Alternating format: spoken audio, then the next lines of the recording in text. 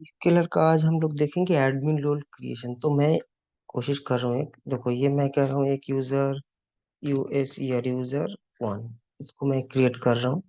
ठीक है।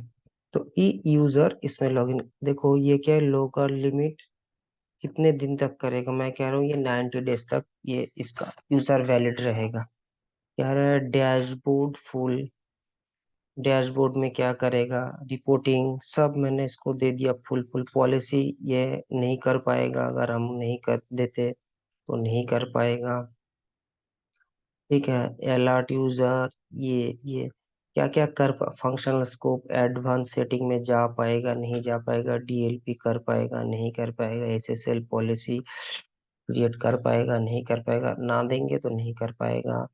Firewall authentication access control policy में क्या है देखो, इसके अंदर अगर आप दो तीन ना कर दो तो वो देख नहीं पाएगा। ठीक है। ये सब नीचे आ जाएगा, वो सेव करो तो एक यूजर बन जाएगा। देखो क्या देते हैं, तो ये एक यूजर बन गया है। ठीक है। इनलाइट user, admin, add partner administrator role, अगर आप पार्टनर का किसी चाहते हो व्यू ओनली, देखो यहाँ पे फुल कंट्रोल देना चाहते हो, व्यू ओनली देना चाहते हो, जो भी आप यूजर बना सकते हो एडमिनिस्ट्रेटर। ठीक है। नेम दे दो TEST, इसको व्यू ओनली कर दो। इसको बोलो कि भाई तू रहेगा ये 150 दिन, 6 महीने के लिए। ठीक है। बाकी सबको बंद कर सकते हैं आप, जो भी व्यू करने के लिए आप दे रहे हो व्यू ओनली व्यू ओनली। आपको जो ठीक लगे, एक्सेस कंट्रोल वेब एक्सेस देना है नहीं देना है। ठीक है। तो उस हिसाब से आप बनाओ और एक यूजर। तो इस हिसाब से अगर इस यूजर से आप अगर लॉग इन करोगे ना, तो उसको ऐड एपीआई रोल, देखो वही है सब। अगर एपीआई करना चाहते हैं हम, ठीक है, administrator, administrator management role management ये हो गया। एडमिनिस्ट्रेटर जितना भी यूजर्स हैं, ऐड एडमिनिस्ट्रेटर। लॉगिन आईडी एक देना होगा, लॉगिन आईडी मैं दे रहा हूँ ASD। ईमेल आईडी नहीं है, रोल देखो सुपर एडमिन, ये जो मैंने एडमिनिस्ट्रेटर बनाया, मैं कह रहा हूँ टेस्ट। ठीक है। TEST। Organisation scope department location में भी ठीक है। ठीक है। इसको यही रखो ASD, सेव करो। ईमेल आईडी चाहिए होगा ASD@gmail.com देता हूँ। नेम ASD, इस हिसाब से ये मैं डेमो बना रहा हूँ, शायद ना ले, इनवैलिड ही देगा क्रेडेंशियल। ठीक है। मेल आईडी कुछ अलग होना चाहिए।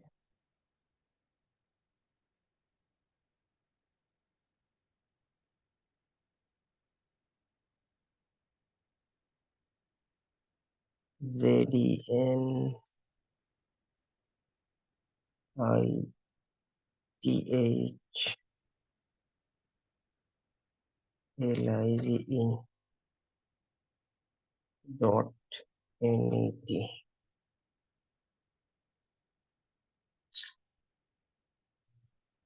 NET तो होगा नहीं। ठीक है। लॉगिंग आईडी फेल्ड हो जाएगा ये। ADMIN। ठीक है। ADMIN होगा नहीं, .NET। ठीक है। तो इस हिसाब से आप कर सकते हो, लेकिन यहाँ पे करने नहीं देगा। Please double click on the field and before saving. ओ, ओ अच्छा अच्छा अच्छा अच्छा, इसीलिए नहीं हो रहा था। नीचे और भी ऑप्शन है।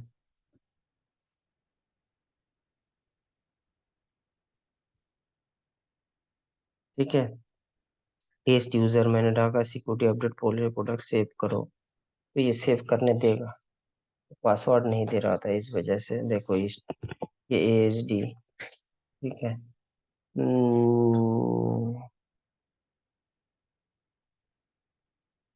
अगर आप इसे एडमिन से लॉगिन हम करके देखना चाहते हैं। अगर मैं कोशिश करता हूँ कि ये लॉगिन होता है कि नहीं।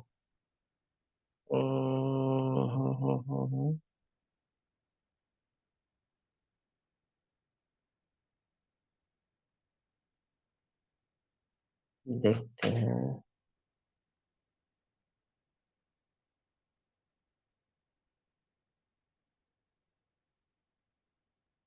यही सब काम आप लोगों को भी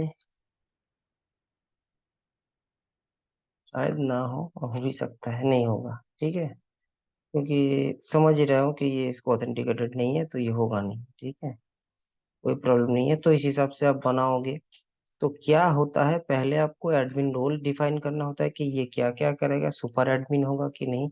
सुपर एडमिन है तो वो सब कुछ कर सकता है। अगर यूजर एडमिन है, उसके बाद आपको एडमिनिस्ट्रेटर बनाना होता है, एडमिनिस्ट्रेटर क्रिएट करना होता है, और ये इसके स्कोप डिफाइन करना होता है। स्कोप में कौन सा है, और आपको बताना होता है कि ये रोल क्या होगा। सुपर एडमिन होगा जो अपने रोल डिफाइन किया, जैसे हम लोग पालो अल्टो फॉर्टिनेट चेक पॉइंट में करते हैं।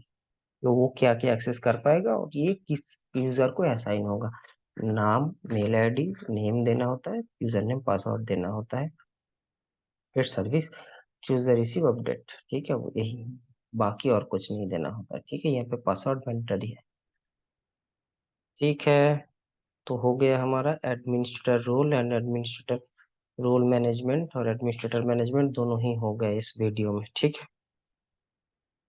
तो आपको देखना, आप जब लॉगिन करोगे कि 20-25 होगा। ठीक है, उसमें आपका नाम भी हो सकता है। अगर आप सुपर एडमिन है तो ठीक है, नहीं तो आपको मतलब कस्टम एडमिन वो क्रिएट करके आपको देगा क्या क्या आप कर पाओगे, क्या क्या नहीं कर पाओगे।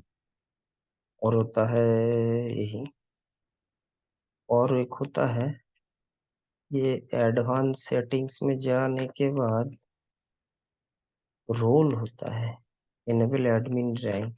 ये अगर हम इनेबल करते हैं, एक रैंक इनेबल होता है। इसको अगर हम इनेबल करते हैं ना, तब हम लोगों को एडमिन रैंक, यहाँ पे एडमिन मैनेजमेंट के पास एडमिनिस्ट्रेटर, एडमिनिस्ट्रेटर, यहाँ पे एक दिखता है एडमिन रैंक, वो देखते हैं कहाँ पे होता है। रोल्स ही है एडमिन रैंक, देखो। ठीक है, ये सुपर यूजर का देखो 0 होता है, बाकी का सब साथ साथ होता है।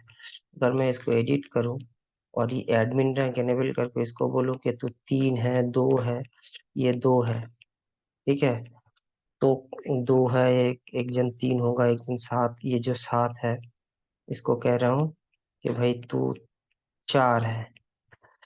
ठीक है, तो ये भी एक होता है एडमिनिस्ट्रेटर रैंक।